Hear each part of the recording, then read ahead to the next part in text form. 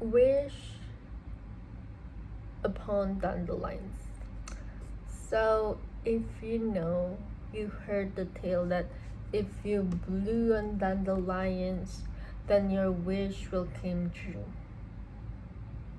Yeah, you want to believe it or not, but I mean, it may be true or it may be not, but it's just fun. And I think about mythology that way. Mythology doesn't need to be true. I mean, the reason why it's called mythology because we don't really know it really exists or not. But what if that's not the point? What if that's not really important? It's not really important if Zeus, if Aphrodite really exists or not. And I think it takes the fun away if we're trying to debate oh my god, this is real, you need to believe it. It takes the fun away when you are trying to persuade someone into believing something oh, this exists, this is real. And then what does real means? I mean, our belief, it's like this whole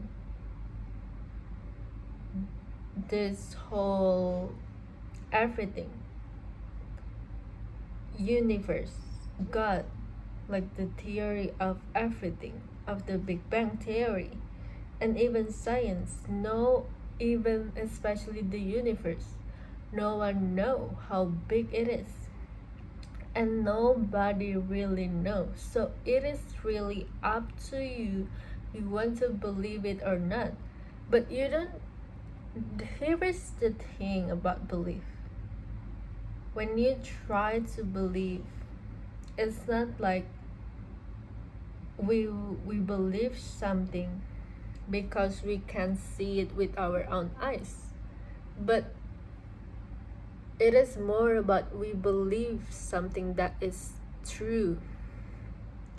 It's not like it is real, that we can touch it with our hands or we can see it with our own sense, but we know that it is real, we know that it is true because we feel it in our heart, we feel it deep. People always say, I know deep in my soul. When you know deep in your soul what is true. And always listen. Here is also a reminder for you to listen to your inner guidance. And maybe the inner guidance, the intuition that we always ask for, is actually our inner child, our 6-year-old, our 7 years old, this magician. When I see kids, I always see them as magician, someone, creature that are just so magical, that feel doesn't belong. It's so whimsical. Every kid, every children are so whimsical. They look like they didn't belong into this mundane. They don't really belong into this but one thing, you can't say anything about children. Maybe you think that children is loud, maybe you think that children is just such a hassle, but one thing you cannot say about children is boring. You cannot know. Children they can be everything, but they are not boring. And I heard this quote that I just what it is anything is better than boring. Someone say that they choose to be hated, they choose to be despised instead of someone that bore people away. But children, it's like this magical, like whimsical. And yeah, maybe when we stuck in that, and we get stuck in our everyday life, we think like, yeah, they are so loud, they're this, they're, but this is their first life, and mind you, this is the first time that they came.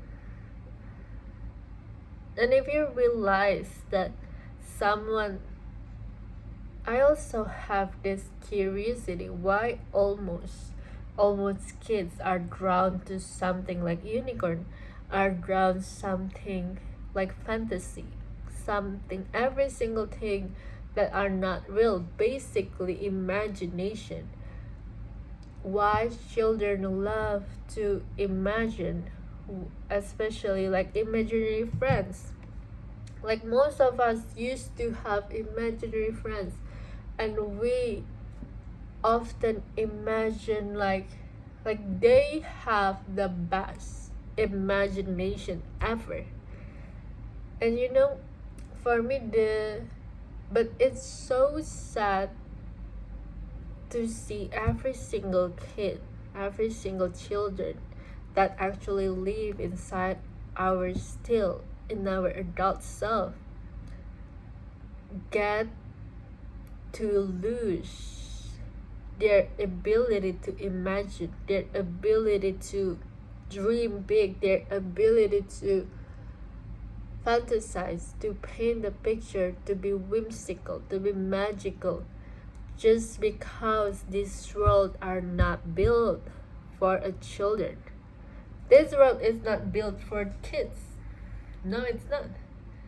The only reason that kids, that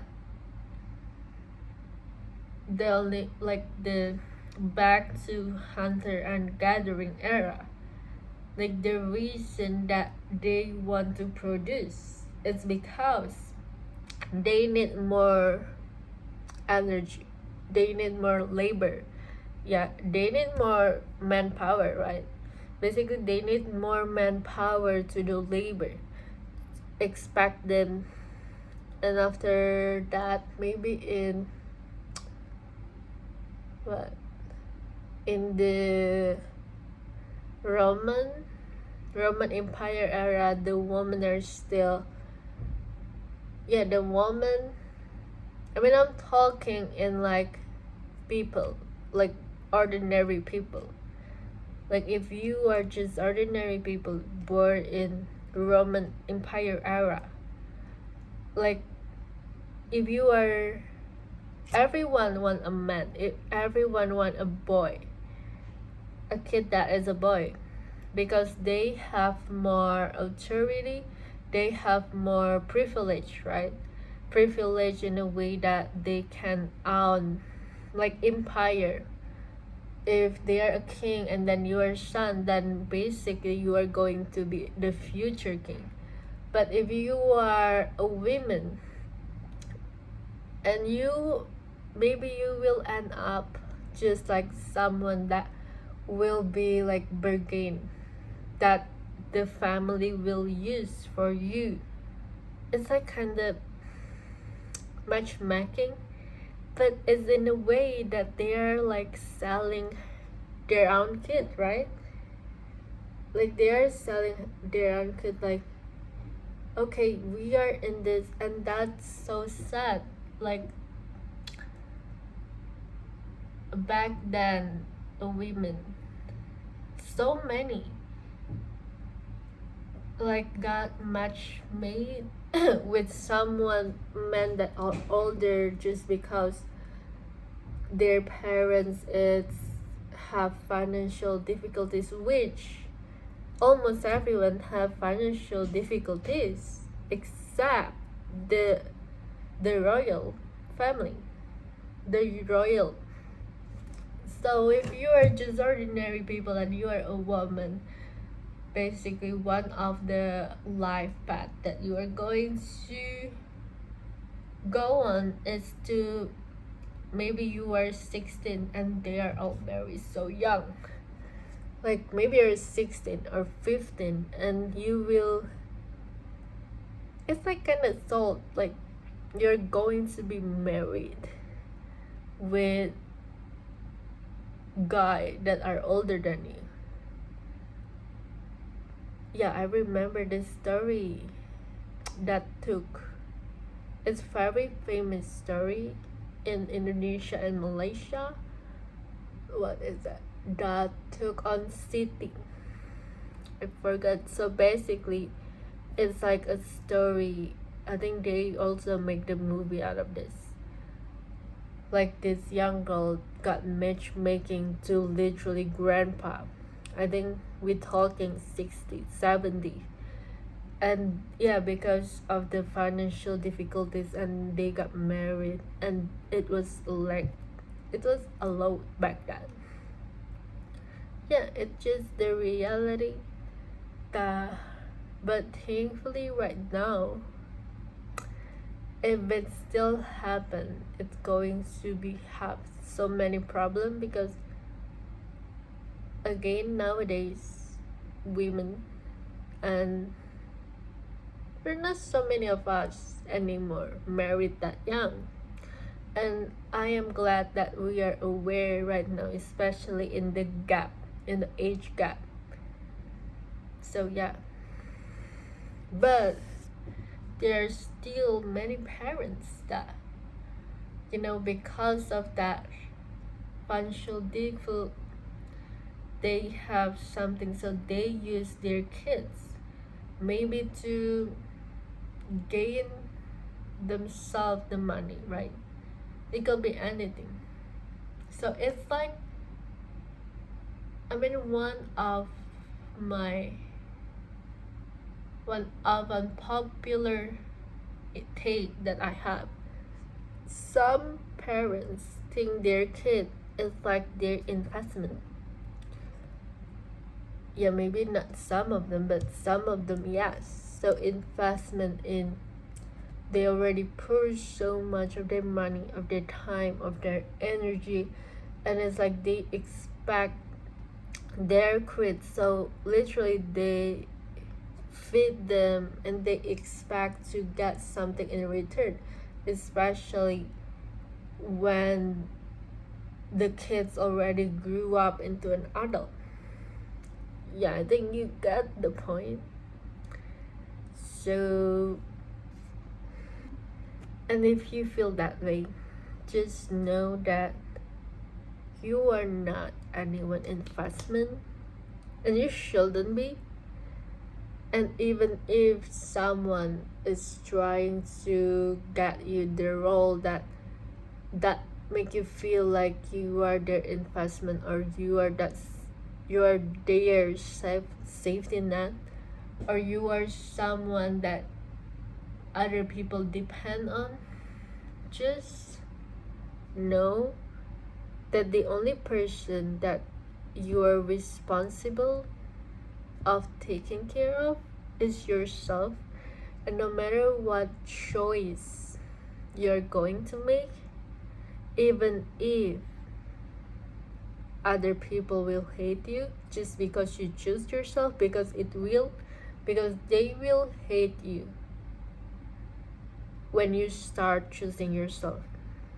People that took advantage of you or start going to think that you are mean, that you are evil, just because you make choices that actually reflect to everyone, to show them, like they are showing that people see you as selfish, whatever. Like, yeah, let them just,